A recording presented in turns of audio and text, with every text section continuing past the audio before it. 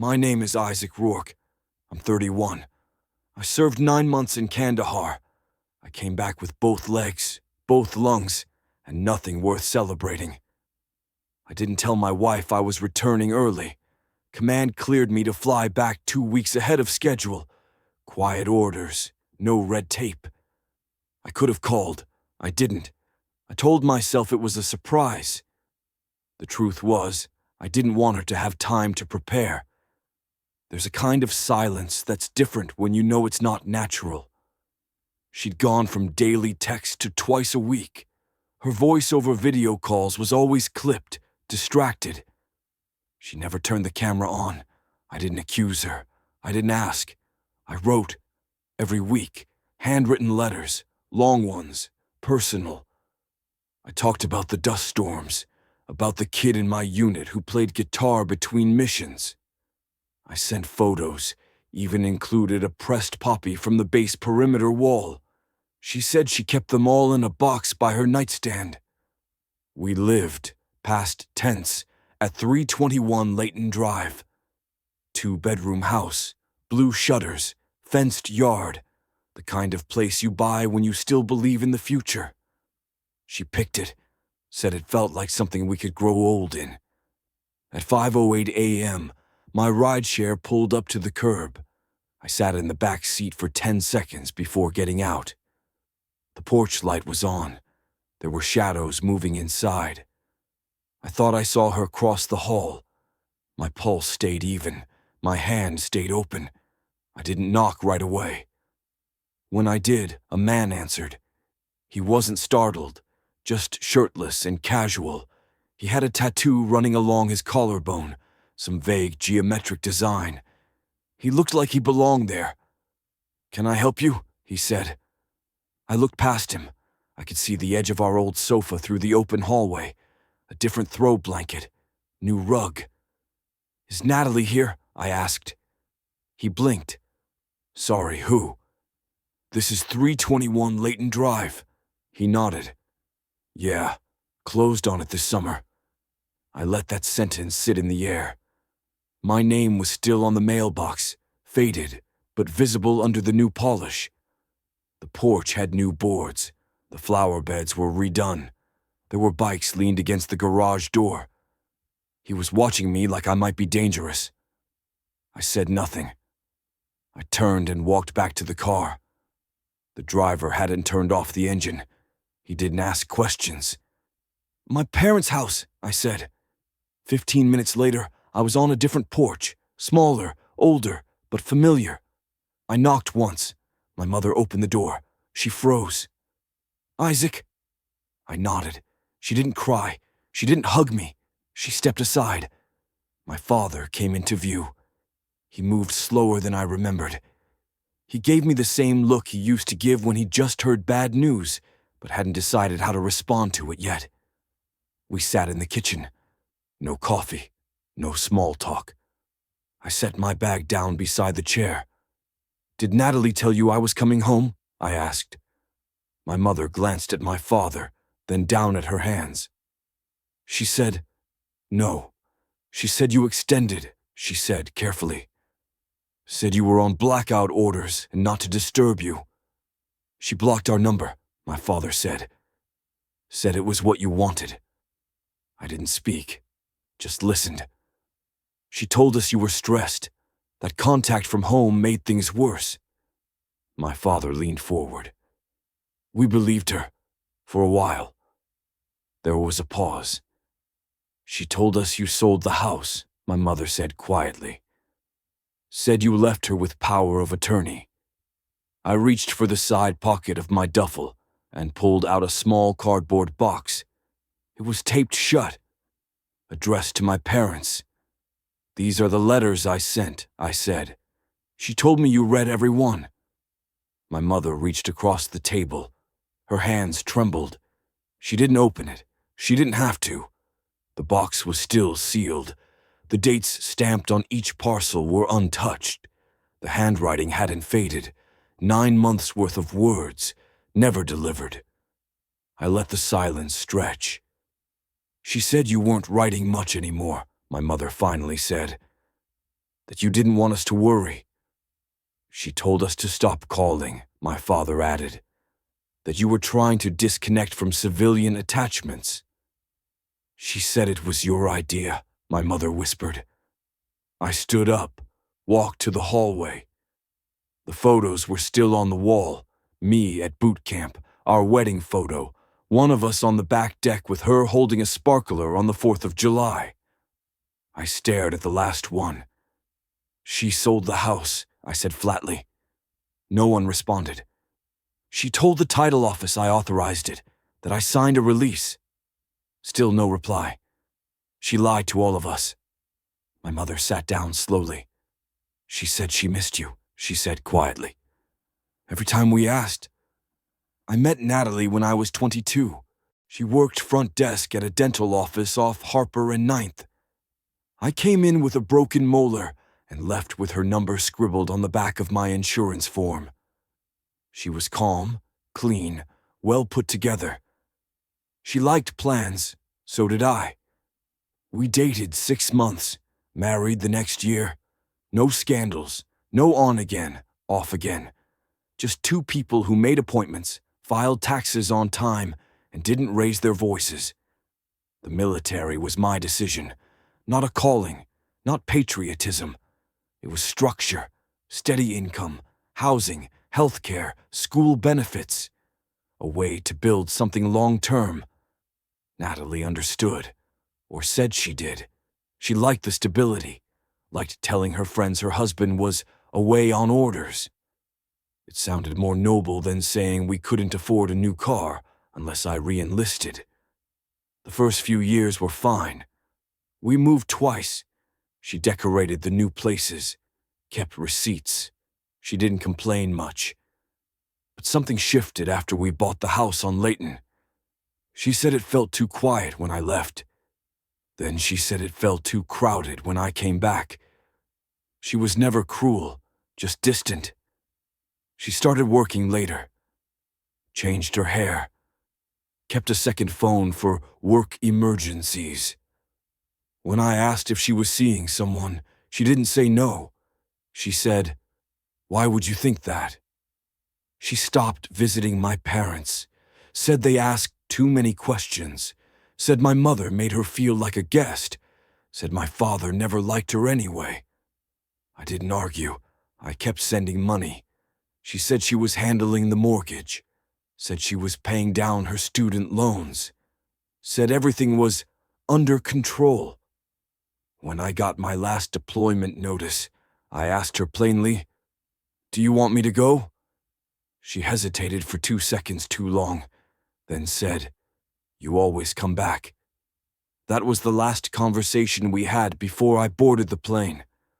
From base, I wrote her every Sunday. I used actual paper. Folded the letters into clean thirds, wrote in blue ink, kept the tone light. I told her about the local markets, the kids who waved from behind fences, the way the sky looked different at night. She didn't respond much. When she did, it was brief. "Miss you. Busy with work. House is fine." She never mentioned my parents, never asked how my unit was doing, never said, "I love you," unless I said it first. I assumed it was stress. Distance does that. But there were signs. The last FaceTime we had, she tilted the camera upward so I couldn't see the room. She didn't wear her ring. She ended the call early, said the Wi-Fi was acting up. She never asked for anything. No updates, no surprises, just stayed surface level. The last time I heard her voice was 5 weeks before I came home. She sounded normal, calm, unbothered. She didn't mention she'd sold our home, didn't mention the title transfer, didn't mention the power of attorney form she'd submitted with my name forged on it, copied from an old document in our filing cabinet. She sold the house for below market value. Quick close. She deposited the money into a new joint account, then took my name off it 2 days later. When I pulled the bank statements, it was all clean, neat, filed like she'd practiced. She didn't just cheat on me. She downsized her whole life and made sure I wasn't part of it. I didn't call her the day I got back, didn't text, didn't show up at her condo. I needed to know exactly what she'd done without alerting her I was close, so I stayed quiet. I booked a room on the edge of town under a different name. No luggage, no credit card with my name on it. I wore civilian clothes and a hat pulled low. I didn't shave. I used an old prepaid phone. The first thing I did was visit the county records office. I requested a certified copy of the deed transfer for 321 Layton Drive. I didn't use the military ID, just handed over a driver's license and said I needed a copy of the record for refinance planning. The clerk handed me a printout. Her signature was on page 3. Mine wasn't. What was, there was a digital facsimile of my name, pulled from a scanned VA document we'd submitted 3 years earlier for a home repair grant. Same slant, same pen stroke. But the context, the date, and the initials were wrong. She'd submitted it electronically.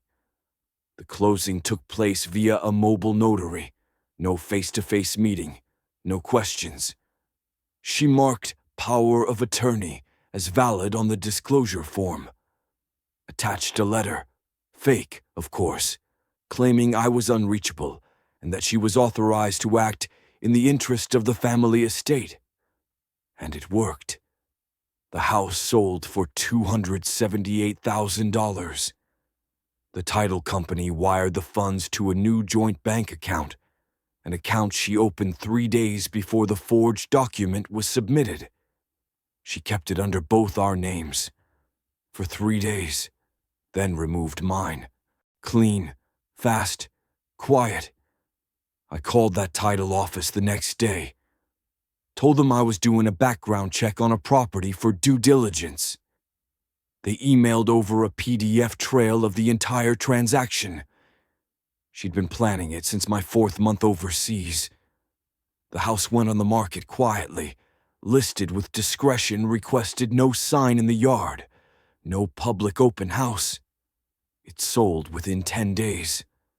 She told the buyers I was stationed abroad and gave a story about transitioning into a minimalist lifestyle. Said we were separating amicably. Said I preferred letting go of material attachments. Her phrasing. I cross-checked the buyer's timeline with her bank transfers. The deposit hit on the 17th.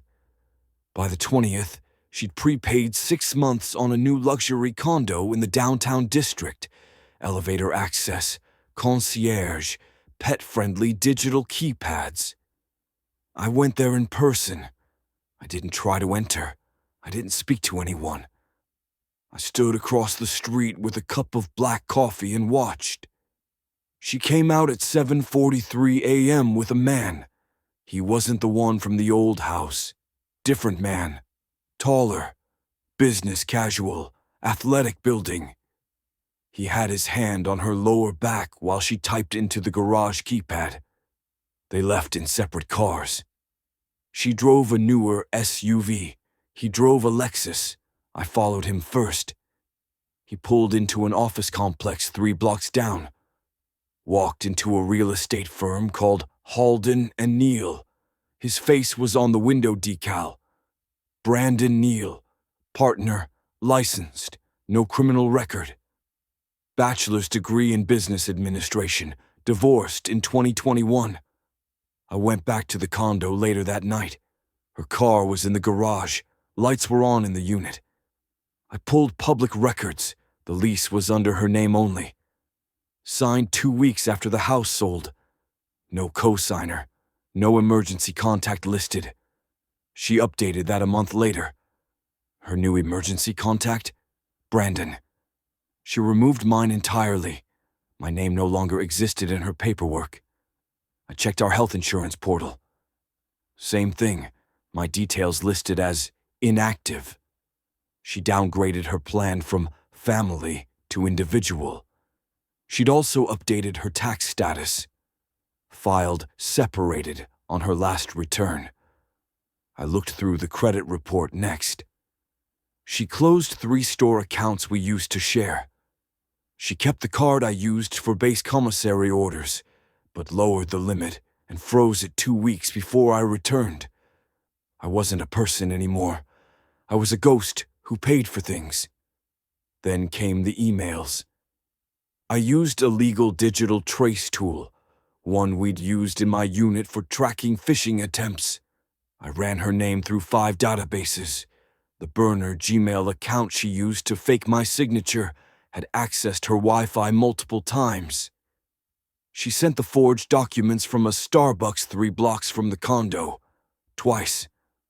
Both on days Brandon's calendar showed out-of-office blocks. I tracked their social profiles next, nothing suspicious, until I hit the deleted content archive. On his end, there were hidden posts, photos from vacation cabins, brunch spots, museum nights. Always solo, always vague. But the angle, the plate, the hand on the wine glass matched her old uploads. She'd just cropped herself out. When I checked the metadata, it was worse. The dates overlapped with the days I sent her voice notes from overseas. On one of them, I told her I couldn't sleep, said I missed her. She was at a wine bar with him that night. She texted me back 2 hours later. "Sleep if you can. It's late here. I'm thinking of you." Revenge wasn't about emotion. Emotion gets you caught. I wanted erasure, quiet, permanent. The first move was legal, but silent. I retained counsel using cash, not a family lawyer, not someone flashy. I found a former JAG officer turned civil litigator. She was direct, understood military documents, understood forgery, understood restraint. I gave her everything: the fake authorization, the falsified email, the reused digital signature, the deed, the banking timeline. She didn't flinch, just said, "You don't talk to her. You don't warn her. You let the papers speak." She filed a civil suit for fraudulent conveyance and identity misuse. Quietly. We used a registered agent service to deliver the notice to her leasing office. No signature, just a notification of pending discovery. She wouldn't see it until Monday morning. Next, I froze every account that still had my name attached. There were 5. She'd left one card active by accident. I triggered a fraud alert. Then I reversed 2 transfers. She'd used my military pay to cover her condo deposit. That would be returned, without warning. Then came the VA. I contacted the regional office and requested a hold on any further spousal benefits. I submitted proof of marital separation. I attached a notarized statement revoking all verbal and implied permissions tied to shared property. The benefit stop wasn't immediate, but it was in motion. Her health coverage would lapse within 30 days. Her dental plan, gone. Her tax status, flagged for audit. Every system that once saw her as my wife no longer would. On the 4th day, I contacted her leasing office. I posed as a security compliance consultant. Told them I needed confirmation of tenant identity for a pending insurance investigation. The assistant manager confirmed Natalie rented Unit 503. Confirmed the lease term. Confirmed a pet waiver was filed. 2 cats. She also confirmed something else. An additional occupant was added to the lease 2 weeks prior. Brandon Neal. It was enough. I pulled the HOA rules. That building had a 2-strike penalty policy for unreported financial fraud, lease falsification, bank fraud, misuse of power of attorney. Each carried administrative weight, not criminal, but enough to create pressure. I drafted a complaint, not anonymously. I attached all documents. The HOA board would receive it within 72 hours. That's when I called her, 10 days after I landed. She answered on the third ring. Isaac? I didn't say anything. She filled the silence. Where are you? Why haven't you called? I was starting to worry. I let that hang. Then, you forged my name, sold the house, lied to my parents, and moved in with another man. Silence. Then, Isaac, you don't understand. No, I do. She tried again. You left. For 9 months. I was alone. You said you'd be unreachable. I said I'd be stationed, not deleted. Her voice cracked. It wasn't like that. I kept everything. The letters, the photos. They were unopened. More silence. I thought you'd be gone longer. I didn't know. You knew enough to transfer 6 figures into a private account. I could hear her breathing shift. A hand over the phone, muffled whispering. Maybe Brandon, maybe not. I'll fix it, she said. We can meet. We can talk. You don't have to go this route. I already did. What do you mean? Your employer will be notified by the end of the week. The condo board, too. I've pulled the insurance, revoked the VA benefits. You'll get a letter, civil summons. You're suing me? Number, I'm erasing you. Then I ended the call. By Friday morning, the HOA sent their response. Formal, precise. Pending investigation into misrepresentation of lease authorization. Resident File 503 is now under review. Resident Neil's status is not reflected in the original contract. Secondary occupancy without declaration constitutes a violation under Rule 7.4b. In short, strike 1, already filed. Strike 2, pending. That same day, my attorney's motion for discovery was approved. Natalie would receive her formal summons on Monday. She didn't wait that long. She showed up at my parents' house unannounced. My mother opened the door but didn't invite her in. I stayed in the kitchen. I could hear everything. Natalie's voice was brittle. I just need to talk to him. My mother didn't raise her voice. He doesn't live here. I just want to explain. You had 9 months. Natalie's breathing picked up. It wasn't like you think. The house, he told me. He said... My father stepped into the doorway. Leave. She turned to him. Please, I didn't mean to hurt anyone. He stared at her. You forged a signature and evicted us. She left without another word. 2 hours later, I got a message. Blocked number. Voicemail. Her voice was uneven. Isaac, please, you don't have to do this. I was scared. You were gone. I didn't know how to be your wife from a distance. Then, I was angry. You always made decisions without asking. I wanted to feel like I had control of something. And finally, you still have the power to stop this. I didn't respond. That weekend, Brandon's name disappeared from the company website. I had filed an anonymous complaint with his licensing board, attaching the forged real estate documents. I knew it wouldn't hold in court. That wasn't the point. Reputation is easier to break than to rebuild. By Monday, she received the summons. She didn't call again. Not me. Not my parents. Instead, she showed up at her leasing office, yelling, said she was being harassed, demanded to speak to the property manager. Security escorted her out. Later that day, I got confirmation that her lease would not be renewed. Strike 2. I didn't celebrate, didn't smile. I just printed out the file. Each page, one more piece of a life I never agreed to lose. Each page, one step closer to removing my name from hers, completely. 31 days after the summons, Natalie failed to appear for the second scheduled hearing. Her attorney submitted a delay request. The court denied it. My attorney filed a default motion the same afternoon. It was granted. The court ruled the sale of the house as fraudulent conveyance. That meant it would be flagged as a contested transaction in the county records, rendering the current title clouded. The buyers would have to resolve it through their title insurer.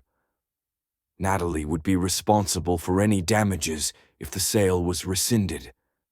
And if not, she'd owe restitution, every cent taken from the sale, plus legal fees.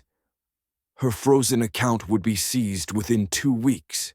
I didn't need the house back. I just needed her to know she never truly owned what she stole. The VA flagged her spousal benefits as terminated. Her health coverage was void. Tax records were corrected. Her identity, as military spouse, was dead. 2 weeks later, I received an email from Brandon's firm. His license had been voluntarily surrendered. The state board would pursue no further action. It was enough. I returned to the storage unit on Elbridge, packed the last duffel, left the box of unopened letters exactly where it was. Some things don't deserve to be carried forward. I bought a small condo near the edge of town. Quiet, no shared walls, 1 bedroom, clean title, paid for in full, in my name only. No guests, no visitors, no framed photos. Natalie's number stayed blocked. Brandon's name never came up again. She didn't try to apologize, didn't reach out again. She moved to another district 6 months later, filed for bankruptcy. The court denied her full discharge. Too many indicators of intentional misrepresentation.